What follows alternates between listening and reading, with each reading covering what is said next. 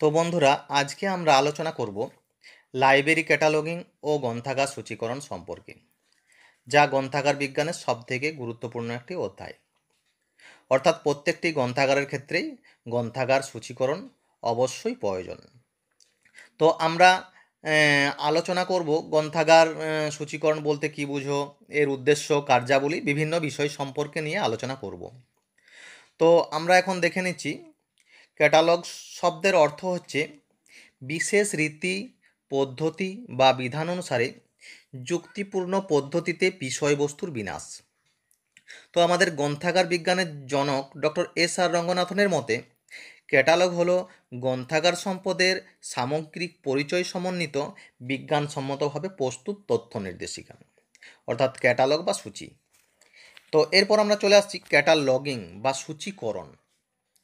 সূচীকরণ বা ক্যাটালগিং কী? তো সূচি প্রস্তুত করার কাজকেই সাধারণত সূচীকরণ বা ক্যাটালগিং বলা হয়। সূচি পাঠক বা ব্যবহারকারীদের ব্যবহার উপযোগী গ্রন্থাগার সম্পদের তথ্য নির্দেশিকা, কার্যকারী, অফিস রেকর্ড ও সূচি প্রস্তুত করার অর্থ হচ্ছে সূচি এন্ট্রি প্রস্তুত করার কাজ, আর সেই এন্ট্রিগুলিকে বিন্যাসের কাজ করে। তো আমরা এখন দেখে নেব সূচীকরণ করতে গেলে সাধারণত কি কি কাজ করতে হয়, গ্রন্থাগার সূচির কাজ কি, গ্রন্থাগারের যে সূচি থাকে তার কাজ কি। যেমন গ্রন্থাগারে সংরক্ষিত সকল উপাদান সম্পূর্ণভাবে বর্ণনা করা ও নির্দিষ্ট পরিকল্পনা অনুযায়ী বিন্যাস করা গ্রন্থাগার সূচির মূল কাজ। দ্বিতীয়ত, বিন্যস্ত পুস্তককে অনুসন্ধানে পাঠকবর্গকে গ্রন্থাগার সূচি সাহায্য করে। এছাড়াও স্বল্প সময়ে পাঠককে যথাযথ তথ্য সরবরাহ করে গ্রন্থাগারের উপর নির্ভরশীল করে তোলাই গ্রন্থাগার সূচির মূল কাজ। এরপর জেনে নেওয়া যাক গ্রন্থাগারের সূচীকরণ বিভাগের কার্যক্রমটি কিভাবে হয়। গ্রন্থাগারে বই ক্রয়, উপহারপ্রাপ্ত অর্থাৎ বিনিময়প্রাপ্ত গ্রন্থসমূহগুলিকে গ্রন্থাগারে আসার পর সেগুলি পরিলেখ খাতা অর্থাৎ অ্যাক্সেশন রেজিস্টারে অ্যাক্সেশন নম্বর দিয়ে সহযোগে লিপিবদ্ধ করা হয়। হয়ে আসার পর আগত গ্রন্থগুলিকে বর্গীকরণ ও কল নাম্বার নির্ধারণ করা হয়। এরপর বর্গীকরণের পর প্রতিটি গ্রন্থের মুখ্য এন্ট্রি অর্থাৎ মেন এন্ট্রি, অতিরিক্ত এন্ট্রি অর্থাৎ অ্যাডেড এন্ট্রি ও রেফারেন্স কার্ড প্রস্তুত করা হয়। এরপর সেগুলিকে সেলফ লিস্ট এন্ট্রি প্রস্তুত করা অথবা একই আখ্যার পরবর্তী কপি হলে সেলফ লিস্ট এন্ট্রিতে পরিলেখ খাতায় তা রেকর্ড করে রাখা। তারপর সূচির বিভিন্ন অংশের নির্দিষ্ট পদ্ধতি অনুযায়ী এন্ট্রিগুলিকে বিন্যাস করা, এন্ট্রির বর্গীকরণ নম্বর অনুযায়ী বিন্যাস করা, গ্রন্থের পুটে অর্থাৎ গ্রন্থের স্পাইনে কল নাম্বারের লেবেল লাগানো, গ্রন্থের গোপনীয় পৃষ্ঠাতে অর্থাৎ যে লাইব্রেরিতে যে গোপনীয় পৃষ্ঠা থাকে সেই পৃষ্ঠাতে পরিগ্রহণ সংখ্যা, অ্যাক্সেশন নাম্বার লিপিবদ্ধ করা এবং গ্রন্থাগারের যে স্ট্যাম্প থাকে সেই স্ট্যাম্প গ্রন্থাগারের বইয়ের বিভিন্ন জায়গায় লাগানো হয় সেই স্ট্যাম্প লাগানো এবং গ্রন্থগুলিতে ডেট লেবেল লাগানো, বুক প্যাকেট লাগানো এবং বুক কার্ড প্রস্তুত করা। এরপর চলে আসছি উপরিউক্ত কাজসমূহ সম্পূর্ণ হলে স্টক রুমে পাঠানো। গ্রন্থাগারের বিভিন্ন কাজ এইভাবেই করা হয়। তো এখন গ্রন্থাগারে সাধারণত অনলাইনের মাধ্যমে হয়ে গেছে, যা কাজটি খুব সহজেই বিভিন্ন সফটওয়্যারের মাধ্যমে করা হচ্ছে। সেই জন্য গ্রন্থাগারিকদের বা গ্রন্থাগার কর্মীদের এই কাজ অনেকটা সহজ হয়ে গেছে আগের থেকে। এরপর চলে আসছি গ্রন্থাগারের সূচীকরণ বিভাগে সূচীকরণের যে কাজটি করবে তার গুণাবলী এবং প্রয়োজনীয়তা কী। গ্রন্থাগারে সূচীকরণের কাজ যারা করেন তাদের কোনো এক বা একাধিক বিষয়ে উচ্চতর শিক্ষাগত যোগ্যতা থাকা আবশ্যক এবং বৃত্তিমূলক শিক্ষা আবশ্যক এবং লাইব্রেরি সায়েন্সে অবশ্যই তার ডিগ্রি থাকতে হবে। তাদের সামগ্রিকভাবে গ্রন্থজগৎ এবং সাম্প্রতিক প্রকাশনার নীতি সম্পর্কে তাদের অবশ্যই ধারণা থাকতে হবে। স্মৃতিশক্তি তাদের যোগ্যতা বৃদ্ধির সহায়ক হবে। এখনও পর্যন্ত আমরা সূচীকরণের প্রয়োজনীয়তা, সূচীকরণ কী, সূচীকরণের উদ্দেশ্য এবং সূচীকরণ গ্রন্থাগারে কীভাবে হয় সেই সম্পর্কে জানলাম। তো এরপর আমাদের জানার প্রয়োজন আছে সূচীকরণ বা ক্যাটালগ কোড। একটা নির্দিষ্ট কোডের মাধ্যমেই গ্রন্থাগারে সূচীকরণ বা ক্যাটালগ কোডটি প্রস্তুত করা হয়। তো সেই কোডটি সম্পর্কে আমাদের একটু ধারণা নেওয়া প্রয়োজন আছে। যেমন সূচি বা ক্যাটালগ কোড বলতে কী বুঝো? কোড কথাটির আক্ষরিক অর্থ হলো সংহতি, বিধি বা নিয়মাবলী। সূচি বা ক্যাটালগ প্রস্তুত করার বিভিন্ন সমস্যা ও জটিলতা নিরসন করার জন্য এবং নতুন নতুন সমস্যা সমাধানের জন্য স্বভাবত একটা দিক নির্দেশ বা নিয়মবিধির প্রয়োজনীয়তা অনুভূত হয়। আর এই নিয়মাবলী বা বিধিযুক্ত ক্যাটালগ প্রস্তুতিতে সাহায্যকারী সংহিতাকেই বলা হয় ক্যাটালগ কোড।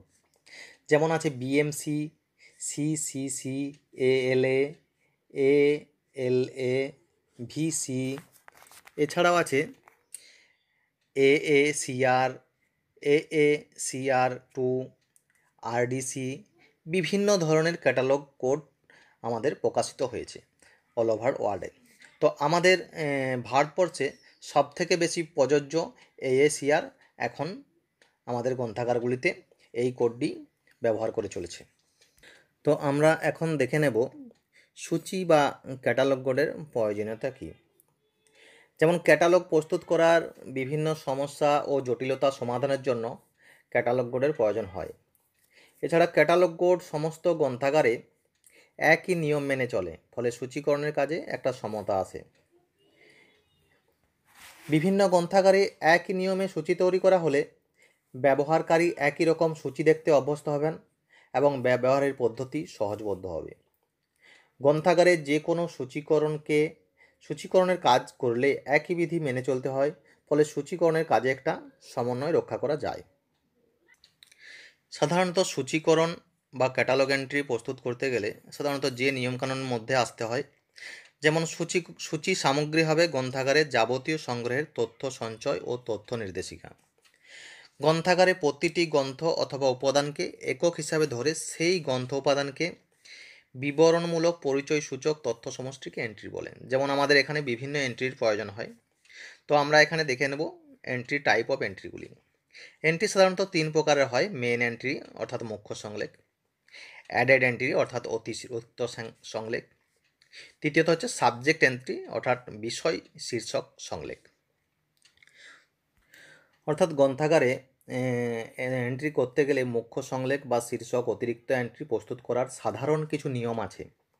মেন এন্ট্রি বা অ্যাডেড এন্ট্রি প্রস্তুত করার একটা সাধারণ নিয়ম আছে। সেই নিয়মগুলি সম্পর্কে আমরা একটু জেনে নেব। যদিও এগুলির প্র্যাকটিক্যাল আলোচনার প্রয়োজন আছে, তবুও আমি যতটুকু পারি এখানে চেষ্টা করছি। মুখ্য এন্ট্রি, শীর্ষক ও অতিরিক্ত এন্ট্রি প্রস্তুত করার সাধারণ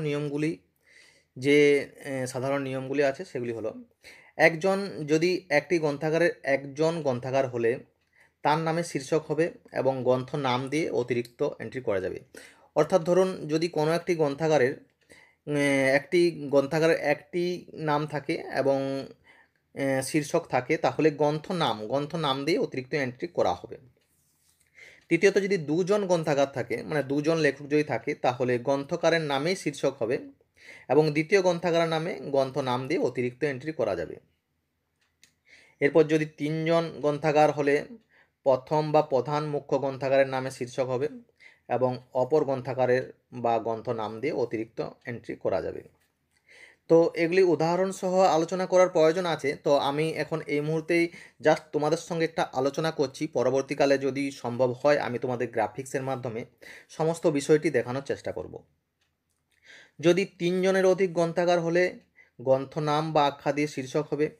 প্রথমে গ্রন্থাগার দিয়ে অতিরিক্ত এন্ট্রি শীর্ষক করা যেতে পারে। অর্থাৎ ছদ্মনাম দিয়ে যদি কোনো বই প্রকাশিত হয়, তাহলে গ্রন্থাগার শীর্ষক হবে ছদ্মনাম দিয়ে। তো এরপর চলে আসছি সাধারণত মুখ্য সংলেখ বা মেন এন্ট্রির কাজ কী। মুখ্য সংলেখ বা মেন এন্ট্রির কাজ, পাঠক বা ব্যবহারকারীরা সাধারণত প্রথমেই মুখ্য এন্ট্রির সন্ধান করেন। অর্থাৎ গ্রন্থাগারে কোনো ব্যবহারকারী প্রথমত যে মুখ্য এন্ট্রি দিয়েই তার গ্রন্থকে সার্চ করেন।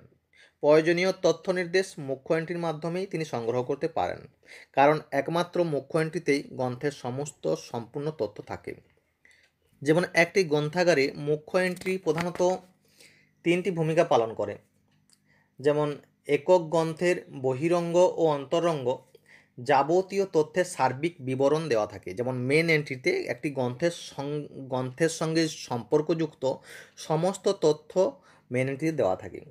একইভাবে প্রস্তুত করা হয় মুখ্য এন্ট্রিগুলি সম্মিলিতভাবে গ্রন্থাগারের সামগ্রিক সংগ্রহের পরিচয়।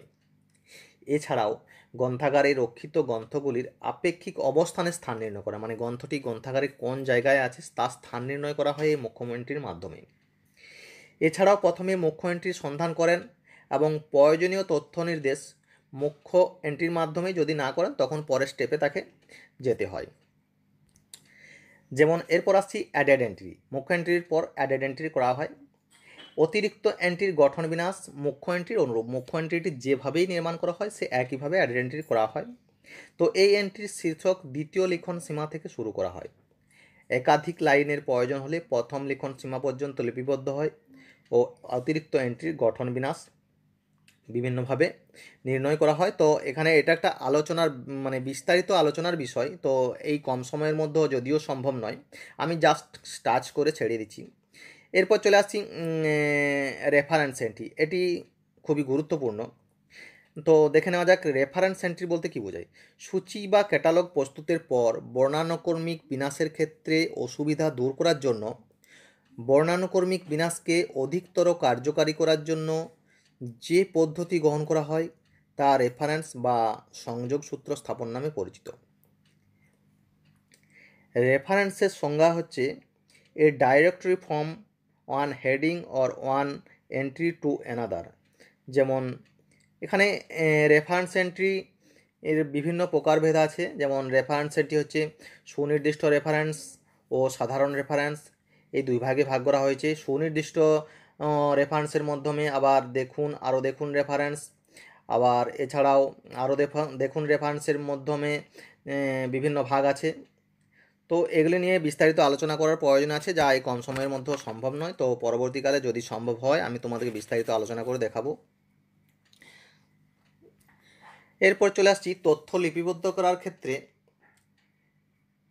মানে কিভাবে তথ্য লিপিবদ্ধ করা হয়, মানে এন্ট্রি তৈরি করা হয় সেই সম্পর্কে একটা ধারণা তোমাদের দিচ্ছি। তথ্য লিপিবদ্ধ করার ক্ষেত্রে মুখ্য এন্ট্রিতে শীর্ষক লিপিবদ্ধ করা হয় প্রথম লিখন সীমা থেকে, অর্থাৎ ফার্স্ট ইন্ডেন্টেশন থেকে শুরু করে। অতিরিক্ত এন্ট্রির ক্ষেত্রে তথ্য লিপিবদ্ধ করা হয় দ্বিতীয় লিখন সীমা থেকে। এবং মুখ্য এন্ট্রি যদি কার্ডে লিপিবদ্ধ করা হয় তবে সেই কার্ডের বিপরীত দিকে সেই গ্রন্থের জন্য কৃত অতিরিক্ত এন্ট্রি বা বিষয় শীর্ষক এন্ট্রিগুলি তথ্য সংকেত পেন্সিলে লিপিবদ্ধ থাকে। এই তথ্য সংকেতকেই সাধারণত ট্রেসিং বলা হয়। ট্রেসিংটি খুবই গুরুত্বপূর্ণ। যদি কোনো কারণে গ্রন্থাগার থেকে গ্রন্থ বাতিল করা হয় তবে মুখ্য এন্ট্রির সঙ্গে সবগুলি এন্ট্রি অতিরিক্ত বিষয় শীর্ষক এন্ট্রি বাতিল করতে হয়। অর্থাৎ মুখ্য এন্ট্রিতে যে তথ্য থাকে তা গ্রহণ করা হয় সাধারণত টাইটেল পেজ থেকে বা আখ্যাপত্র থেকে। গ্রন্থাগারে যে গ্রন্থ আসে, গ্রন্থ আসার পর সেই গ্রন্থের টাইটেল পেজ থেকে মুখ্য এন্ট্রির জন্য সমস্ত তথ্য সংগ্রহ করতে হয়। এই আখ্যাপত্রের সামনের দিকে রেক্টো এবং বিপরীত দিকে ভার্স যেসব তথ্য মুদ্রিত থাকে সেই সব তথ্যকে ভিত্তি করেই মুখ্য এন্ট্রির তথ্য নির্ধারিত হয়।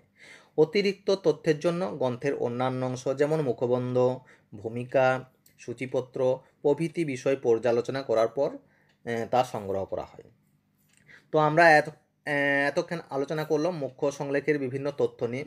তো আমরা একবার দেখে নিই ক্যাটালগ কার্ডের এন্ট্রি বা ক্যাটালগ কার্ড কীভাবে প্রস্তুত করা হয়।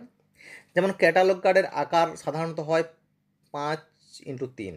কার্ডের শীর্ষক থাকে 1 ইঞ্চি নিচে ভূমির সমান্তরালে একটি সরু লাল রেখা থাকে। তো এই লাল রেখার নিচে সমান্তরাল কয়েকটি হালকা নীল রেখা থাকে।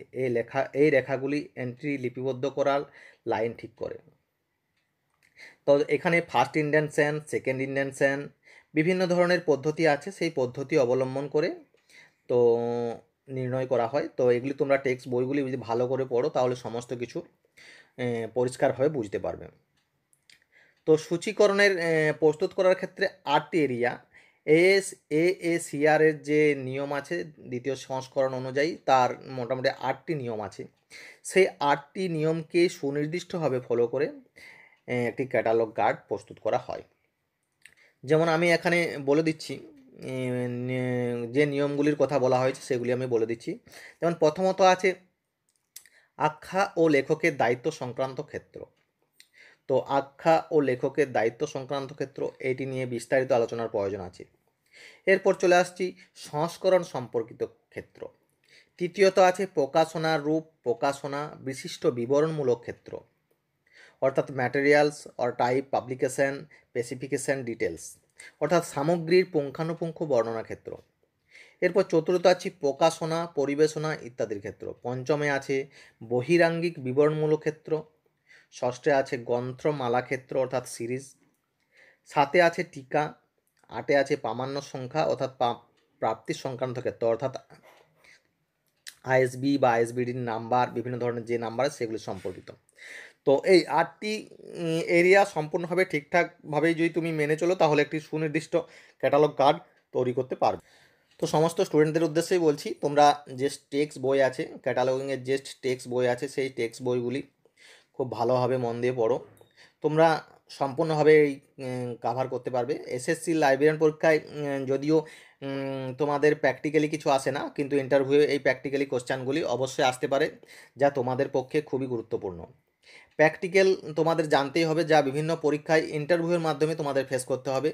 থিওরিক্যাল পরীক্ষার মাধ্যমে যদি ফেস না করতে হয়, তাই তোমাদের এই টেক্সট বইগুলি তোমাদের খুব ভালোভাবে সাহায্য করবে। এছাড়াও যে যেখানে গাইড নিচ্ছ সেইখানে স্যারদের সঙ্গে আলোচনা করো, ভালোভাবে জানতে পারবে। এছাড়াও বিভিন্ন মাধ্যমে জার্নাল, নেট, বিভিন্ন সার্চ করে তোমরাও বিভিন্ন তথ্য সংগ্রহ করতে পারো। তো আজকে এই পর্যন্ত আলোচনা করলাম ক্যাটালগিং সম্পর্কে। পরবর্তীকালে আরও অন্যান্য তথ্য নিয়ে আলোচনা করব। তো আজকে এই পর্যন্তই, ধন্যবাদ।